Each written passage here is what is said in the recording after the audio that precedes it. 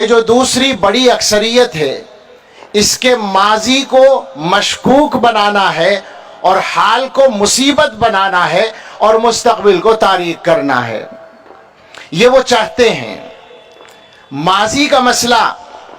ماضی میں کیا ہوا ہے اسی کو صاف کرنے کی یا حقائق کی روشنی میں پیش کرنے کی یہ سیمینار ایک مضبوط ترین کوشش ہے، جس میں بڑی تحقیق و جستجو اور محنت کے بعد مقالات لکھ کر پیش کیے گئے ہیں، اور میں یہ امید کرتا ہوں اور اللہ سے دعا کرتا ہوں کہ یہ محنت اس ملک کی تاریخ کے رخ کو کسی نہ کسی درجے میں بدلنے میں اللہ کرے کامیاب ہو جائے۔ ہم اپنے برادران وطن سے اپنے اس مقدمے کے بارے میں 2-3 باتیں کہنا چاہتے ہیں، اور کہنا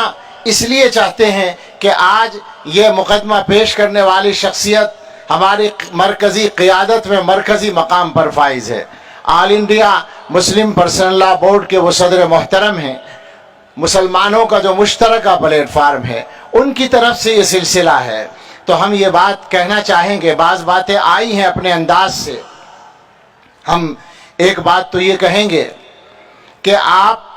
ملک کی وفاداری چاہتے ہیں یا ہمارا مذہب بدلنا چاہتے ہیں؟ سیدھا سادہ سوال ہے۔ اگر ملک سے وفاداری کی ضرورت ہے تو ہم یہ بندہ عاجز پوری ملت اسلامیہ کی طرف سے بے تکلف یہ اعلان کرتا ہے کہ ہم اپنے مذہب کی روشنی میں، دینی احکام کی روشنی میں، معاہدوں کی پابندی کا جو شرعی حکم ہے اس کی روشنی میں اپنا فرض سمجھتے ہیں کہ اپنے ملک کے ساتھ وفادار رہیں، اور اگر کوئی ملک سے غداری کرتا ہے تو ہم اس کو گناہگار سمجھتے ہیں۔ البتہ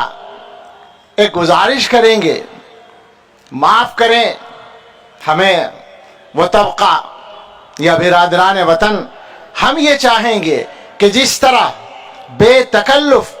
بغیر کسی لاگ لپیٹ کے اور بغیر کسی استثناء کے ہم یہ بات کہہ رہے ہیں کہ ملک کا وفادار ہمارا ہے اور ملک کا غدار وہ کوئی بھی ہو وہ ہمارا نہیں ہے، آپ سے ہم چاہتے ہیں کہ آپ بھی ہمت کر کے یہی اعلان کریں اور عمل سے اس کا ثبوت دیں۔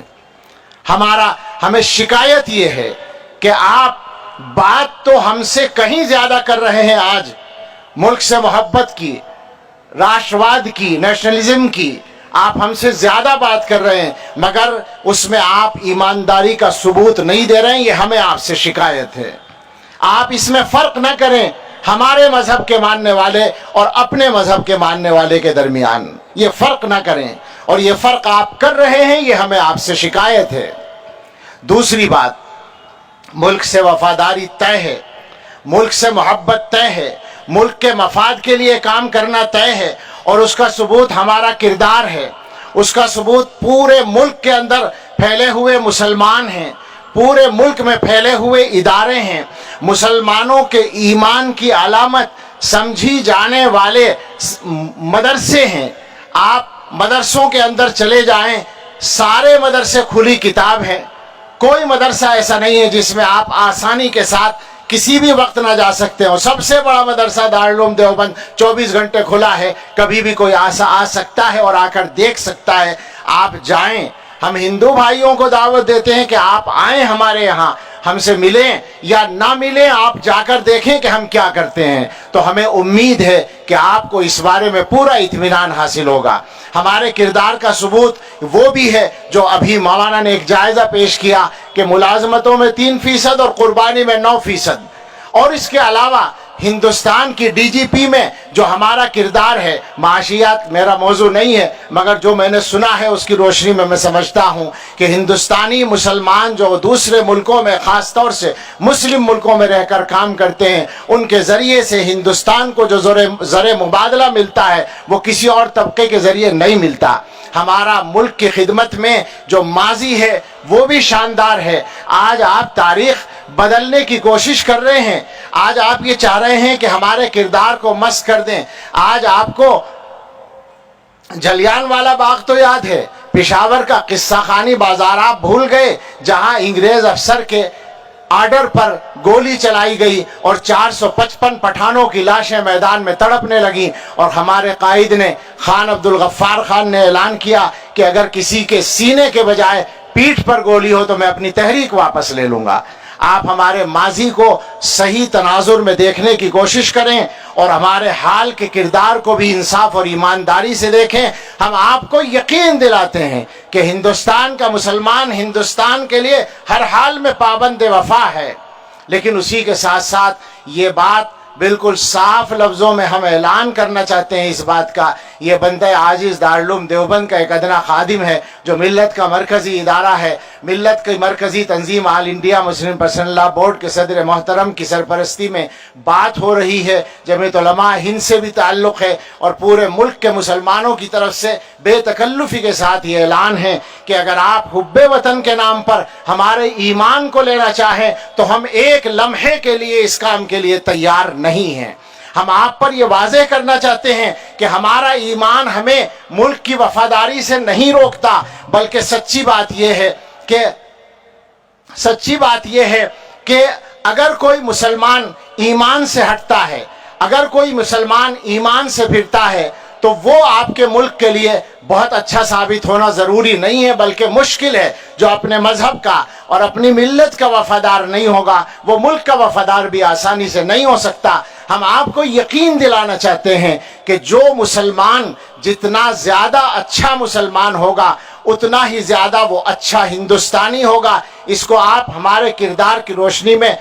جانچ بھی سکتے ہیں، سمجھ بھی سکتے ہیں۔ یہ پیغام ہم آپ کو دینا چاہتے ہیں۔ اسی کے ساتھ ساتھ آخر میں یہ بات ہم کہیں گے کہ ہم نے یہ طے کیا ہوا ہے کہ ملک کے مفاد کے خلاف کبھی کوئی کام نہیں کریں گے، لیکن ہم اس ملک میں اپنے مکمل دین کے ساتھ، اپنے مکمل مذہب کے ساتھ، اپنے مذہب کی مکمل تفصیلات کے ساتھ، مذہب پر مکمل عمل کے ساتھ، اپنی داڑھی ٹوپی کے ساتھ، کرتے پاجامے کے ساتھ، قرآن کی تعلیم کے ساتھ، اپنی نمازوں کے ساتھ، اپنے روزوں کے ساتھ، اپنے پورے دین پر عمل کے ساتھ انشاءاللہ ہمیشہ اس ملک کے اندر رہیں گے۔ آپ سوچیں کیا یہ بات آپ کے ذہنوں میں اگر آتی ہو، برادران وطن سے ہم کہتے ہیں کہ اگر آپ کے ذہنوں میں کسی وقت ذرا بھی یہ بات آتی ہو کہ آپ اس ملک سے مسلمانوں کو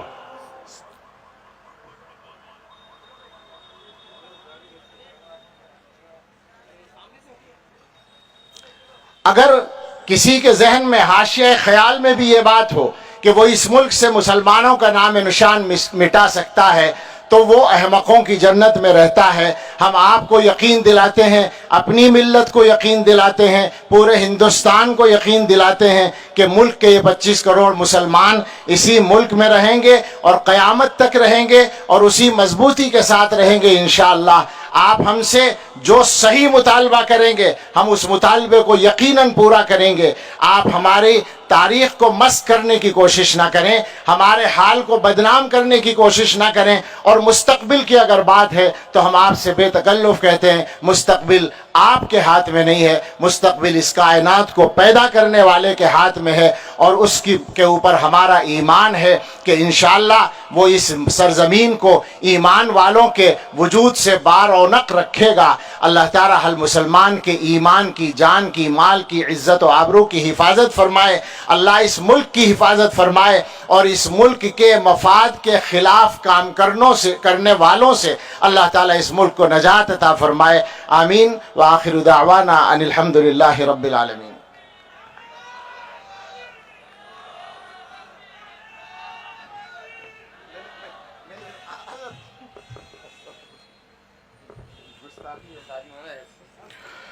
محترم حضرات، حضرت مولانا سلمان بجنوری صاحب نے اپنے خطاب کا آغاز کلیم عاجز کی ایک نظم سے کیا جس میں شکوہ بھی